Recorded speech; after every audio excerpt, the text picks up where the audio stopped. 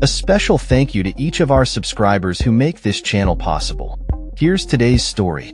In a bold and controversial announcement, Nigel Farage, the leader of Reform UK, unveiled his party's new initiative dubbed Operation Restoring Justice. At a combative press conference in Oxford, Farage outlined plans that would drastically reshape the UK's approach to asylum seekers and human rights commitments. The proposal includes the deportation of hundreds of thousands of asylum seekers and the controversial idea of paying despotic regimes, such as the Taliban, to accept them back. Farage's rhetoric has sparked intense backlash, being labeled as ugly and destructive by critics who argue that it undermines the UK's proud history of human rights. Farage's assertion that he would rip up the UK's post-war human rights commitments has raised alarms among legal experts and human rights advocates. He argues that asylum seekers represent a threat to national security, particularly to British women, and claims that his measures would halt channel crossings within days while saving the UK tens and possibly hundreds of billions of pounds. However, these claims have been met with skepticism, including from Downing Street, which accused Farage of not being serious about his proposals. The Prime Minister's spokesperson refrained from directly criticizing Farage's inflammatory language, which includes calling irregular migration an invasion and a scourge.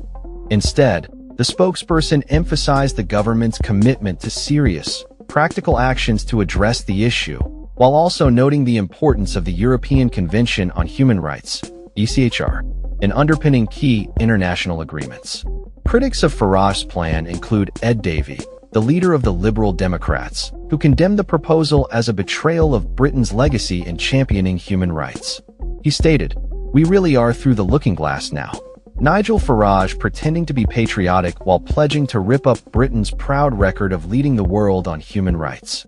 This sentiment was echoed by Laura Smith, co-head of legal at the Joint Council for the Welfare of Immigrants, JCWI, who described the situation as a Rubicon moment that threatens centuries of British legal tradition.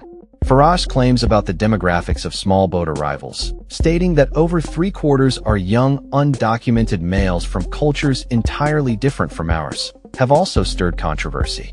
Legal experts have pointed out that the proposed measures would not only be impractical, but also potentially unlawful, especially regarding the notion of negotiating deportation agreements with regimes known for human rights abuses. Despite Farage's ambitious claims of deporting up to 600,000 asylum seekers in a single parliament, the financial and logistical feasibility of such a plan remains unclear. A report suggested that a similar mass deportation scheme could cost around £47.5 billion, while Farage claims his plan would achieve the same results for just £10 billion without providing a detailed operational blueprint. As the debate continues, the implications of Farage's proposals extend beyond immigration policy. They raise fundamental questions about the UK's commitment to human rights and the legal frameworks that protect vulnerable populations.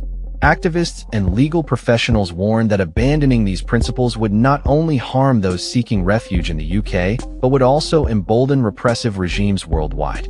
In conclusion, as the political landscape shifts, the response to Farage's proposals will be crucial in determining the future of the UK's human rights commitments and its approach to asylum seekers. The need for a balanced, humane, and legally sound immigration policy has never been more pressing, and the dialogue surrounding this issue will undoubtedly shape the nation's moral and legal standing for years to come. That's all for this story. We upload videos every day covering many different subjects, so hit that subscribe button to stay informed. Thanks for watching.